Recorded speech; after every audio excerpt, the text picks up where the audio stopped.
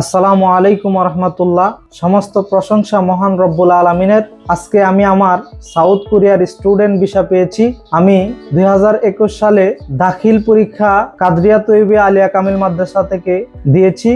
আলিম 2023 সালে শেষ করার পর আমার স্বপ্ন ছিল আমি সাউথ কোরিয়াতে যাব, যার কারণে আমি ইপিএস এর মাধ্যমে সাউথ কোরিয়াতে যাওয়ার চেষ্টা করি, কিন্তু আমার ইপিএস এর মাধ্যমে সাউথ কোরিয়াতে স্বপ্ন পূরণ হয় নাই। তারপর আমি চিন্তা করলাম যে সাউথ কোরিয়াতে কিভাবে যাওয়া যায়। তখন আমি স্টুডেন্ট ভিসার প্রসেসিং সম্পর্কে জেনেছি আমার এক ভাইয়ের মাধ্যমে। তারপর আমি কোরিয়ান ভাষার উপরে আরও আমার দক্ষতা বাড়াই এবং টপিক পরীক্ষা দেওয়ার পর আমার লেভেল 2 চলে আসে এবং টপিক পরীক্ষার পর কংকুক ইউনিভার্সিটির স্পট ইন্টারভিউ হয়। সেখানে আমি পরীক্ষা দিয়ে আমাকে তারা সিলেক্ট করেছিল। সিলেক্ট করার খুব দ্রুত সময়ের মাধ্যমেই আমার সাউথ কোরিয়ার ভিসাটা হাতে পেয়েছি। এই যে আমার সাউথ কোরিয়ার ভিসা।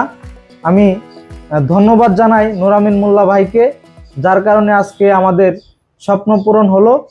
আপনারা যারা সাউথ কোরিয়াতে যেতে চান তারা ওয়ালডনের সাথে যোগাযোগ করবেন।